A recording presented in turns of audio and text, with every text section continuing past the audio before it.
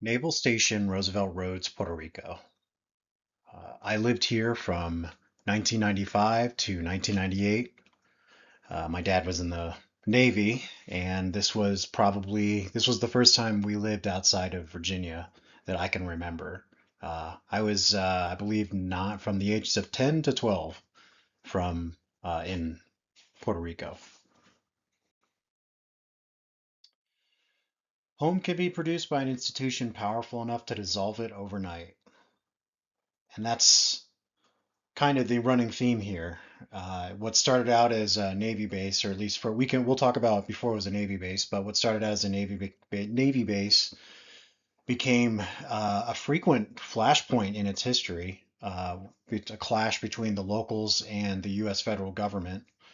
Um, what is now essentially, because it was shut down through a BRAC Act, which is the Base Realignment and Closure Act. Uh, it was shut down, and it's basically been in a kind of a set of stasis since 2004. And we're going to see what happens in the future because there's been a number of projects that we're going to go over that ended up not really that haven't come to fruition yet, but there's several that now that are being developed, and there's a couple of other there's probable government intervention coming. As I said before, this came about as essentially as FDR was Secretary of the Navy or Assistant Secretary of the Navy.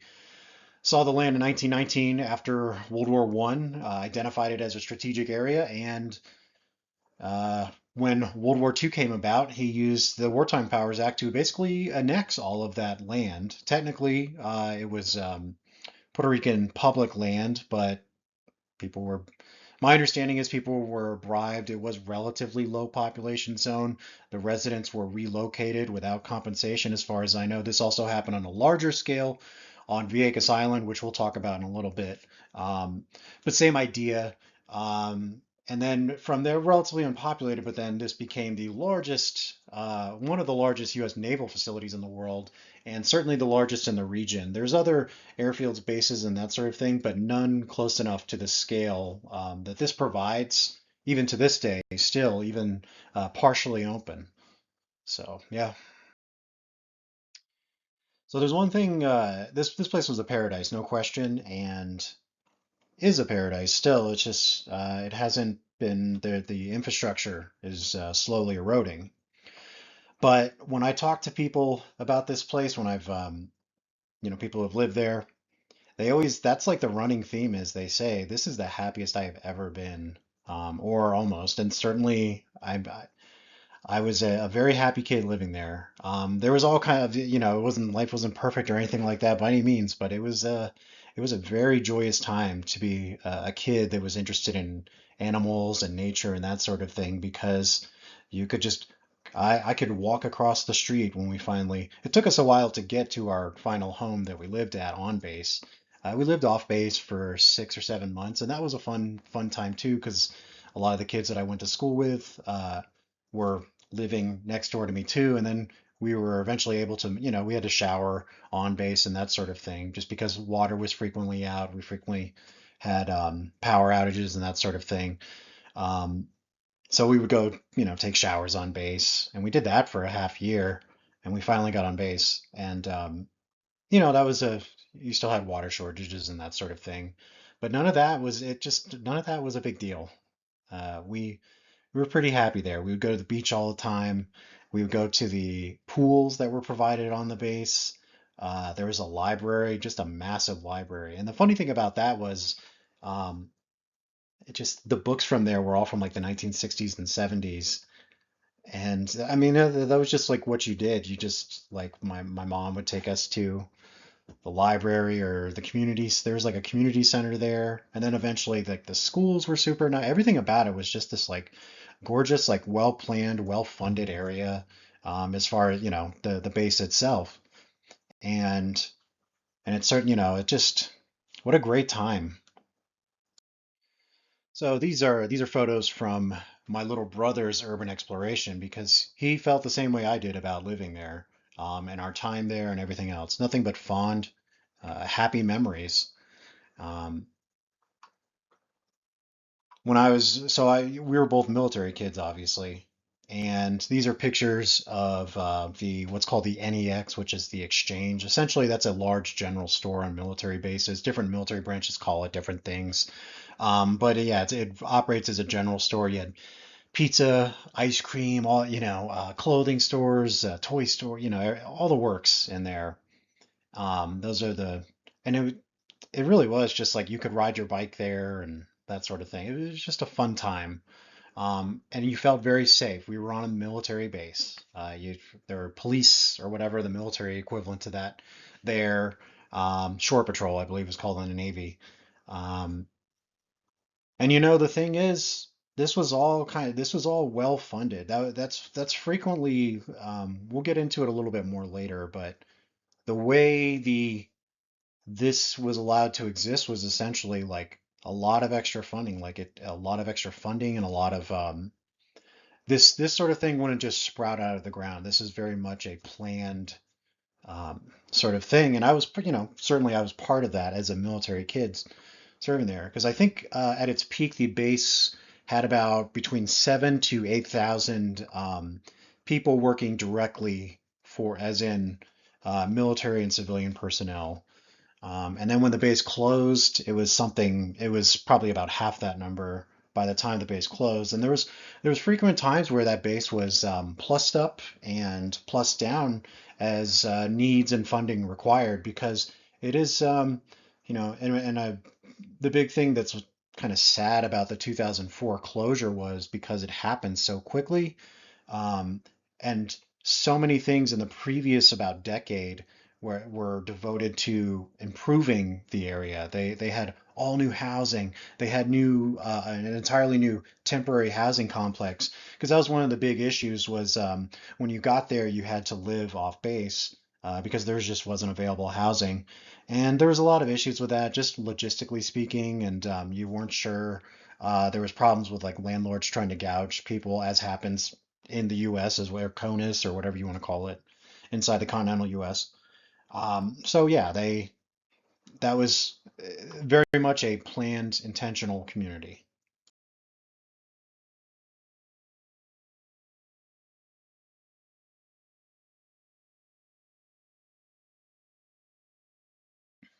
So I know this is meant to seem more sad or somber.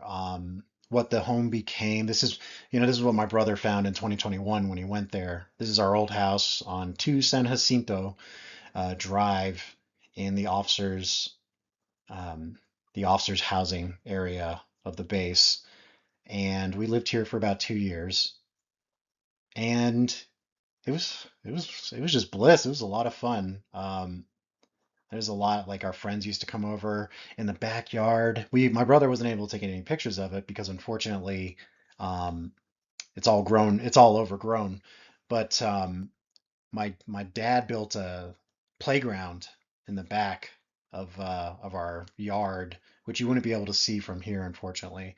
But man, that there was like a large kind of squarish area in the back for us, kind of raised up, and my dad built a playground for us there. And unfortunately, he did it one summer, and then by before the next summer, we were going.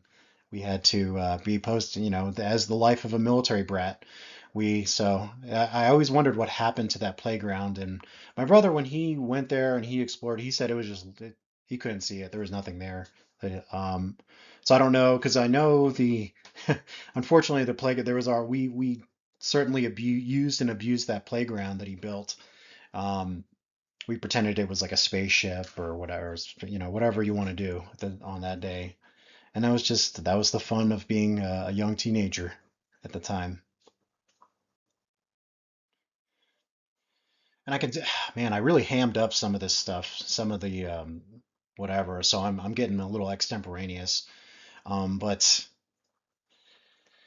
so the all the residential facilities, that first picture on the top left is of one portion of the officers' housing that kind of sits in the center of that town area that is the base, which is like the Naval Exchange, the bowling alley, the commissary, the cafeteria, the McDonald's. Um, if you go online and look at that McDonald, you could go online and find urban exploration videos of that McDonald's, and that one always that particular is very striking because it's like a perfect encapsulation of like mid 90s aesthetic design choices and so on, where you still have a large playground that's out there where kids can like get heat exhaustion and stuff. But you also have on the inside this very like corporate Dixie Cup logo kind of vibe and everything's like squares and like crystals and like teals and purples and it's just I should have maybe I'll if I put more effort into this next time, but it really is that just always gets me. I've just added more to that rant, my apologies, but half a life, half an airport. So what they've essentially done is the US government is trying to make as much use out of this as they can while expending as little money as possible. So you're not going to get, I don't, the way it's been parceled out, we'll see on the next thing. But, like that's really the airport's been the lifeblood of that area for, essentially, not the lifeblood, but that's really the only place that's been maintained. And everywhere else has just been permitted to grow back in. And the tale of the closure of this base, of life after the closure for the region is one of, they spent $500,000 and just doing, I think they fielded 8 proposals and they never bothered to hire a master developer. So that just shows a lack of seriousness. And you can see it in the grandiosity of the proposals that I've seen. I've only seen 3 of them, or I've like overviewed 3 of them, and one of them was to take that in the previous slide, that one neighborhood on the top left. They wanted to spend something like $40 million alone on that one specific area, for I think it's like 2 dozen houses or something. And they were going to have to flatten those first, but the parcel in which it was $40 million was their ask on for just that parcel, for development into what they were calling a luxury complex. Um, and it's just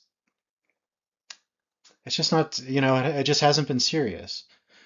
But we're going to see, I think, some better things like we'll move along. And yeah, here's certainly some more, or here's the gestalt of some of the bigger proposals that I overviewed, and it's a lot locked in stasis. Um, we've got because 2012 was when the U.S. Navy formally gave up the major parcels of land uh, back to the Puerto Rican government. And there just hasn't been a whole lot that they've done. A lot, again, as I said before, a lot of proposals, not a lot of actual, nothing, certainly nothing seriously fielded. So briefly, they came back, the U.S. Military came back to do this Venezuelan operation, and that's actually going to require some level of sustainment. So they've come back in that limited capacity because they're going to have to continue. Um, but I guess it's a good as time now as ever. I thought I would do it sooner, but the whole reason the base was closed was in 1999. There's we're talking about Vieques Island first, that which was used, about half of it was allocated as a bombing range for the U.S. military, and they had guards there to make sure people didn't go onto it and that sort of thing. One of the guards was taking pictures, apparently out of his guard shack, was taking pictures of a bombing exercise taking place, and the ground controller for the that was controlling the airplanes was essentially made an error, and the Marine pilot that dropped the practice bomb that killed the gate guard, or the guard person, he didn't, evidently he was found to have been at fault as well because he should have known a specific thing. Apparently, it was literally a matter of like, well, you could have like looked out and seen that you were, like it was at like that level. As far as I know, the families were compensated uh, and that whole piece of it was done satisfactorily. Um, but and they actually they ended up closing the Vieques bombing range shortly afterward. This was also in this was a back burner issue for a while, and what with the closure of the Vieques bombing range, an admiral named Natter said something to the effect of just, without Vieques bombing range, we don't really have a need for the Roosevelt Roads and Naval Base that's on the island of Puerto Rico. Vieques is probably 20, I think like 20 miles away from the Puerto Rican mainland, not even. And that's why the U.S. military liked it because that was a great, because at the time, and the social justice issue actually with Vieques was there were some 7,000 residents living there, local natives living there, and they were displaced. And according to the like they were not compensated for this displacement. They were not. They were essentially told to leave. This is during World War II, and that was done under the exigencies of that War Powers Act. So, and that's the thing is like it just the U.S. government will just come in and take what it can, and then the rest, whatever. And you can call that maybe that's a lesson learned on their part because they're essentially just using what they need to of the island now, and keeping as minimal presence as possible. And then they're just, they'll be gone at some point. I don't actually know how. You know what? I don't want to say that because I don't know how that will work out. Um, but at least for the short term, the U.S. military is back. But I don't cherish any kind of like ideas that like there's going to be that like wonderful little town that kind of sprang up around it that was part of that, well, not sprang up, but was planned around that and maintained beautifully. And people to this day, that's one of the big things that this was the happiest point of my life. So as things stand now, this is very much the way things are heading, you're certainly not going to see a new Roosevelt Roads naval base per se again. You'll see this unsinkable aircraft carrier, this like limited, we're just using the airfield thing. We're not going to see where, and the big problem too is there are like really nice, we have clean energy plans, the solar plan farm. Much of that area is wetland preserve, and more of it's forming as a result, actually. Um, and that's what I think that would be a better place for that. It doesn't have to be developed. There's no real true reason for it. And I think in a previous picture I had, there's imagery they have of proposals of using all kinds of marine biology, doing marine research there, that sort of thing. Um, but at present, that's what we're looking at is misdirected funding and not much of an end to sight. Uh, Not much of an end in sight. So I'm a product of this place, and also of the power that made and unmade it, and that is the U.S. government. Um, they can, as we've seen, like people will talk about, wow, what a wonderful place this was, but this was ultimately fought with the intent of like war fighting, of establishing U.S. strategic control in this area. Um, so that's a forced thing that is still under some level of coercion. And when I talk to people about this area, they're always they'll obviously talk about how they miss it and so on, how the economy, etc. was too. But there's not like a good reason to rebuild this necessarily, at least as like a military base, as an intentionally planned military base or anything like that. Because as I pointed out in the previous slide, the US military is just going to use what it wants to, and then from there, just ignore it. Because we are in late stage imperial decline as well, where just every this that's a little too much zooming out, but they can no longer afford to just throw money at things, and that's exactly what they're not going to do. But this was where I lived. I this was paradise. I read. I would go to I would bike ride to the Navy Exchange there and buy books and like the rent video games and that was where we first got to play a PlayStation, like the original PlayStation. And yeah, it was just what a time. And I also understand, that was I was raised as a military brat, and certainly that had a big part in this, like living in this community gave me a vision of like how, oh, military life could be great. You could live and yeah, you'll have to live off base and like, not have power or a lot. So what? It was just, it was, that was the fun things I remember of the military. It wasn't great for us because we moved around a lot generally. We so desperately wanted to stay living here. But the reality was that, what, 3 months after we left there, a hurricane struck. I would have been curious to know how we felt then, but it is what it is, as trite as that phrase is. Thanks you, thank you for your time.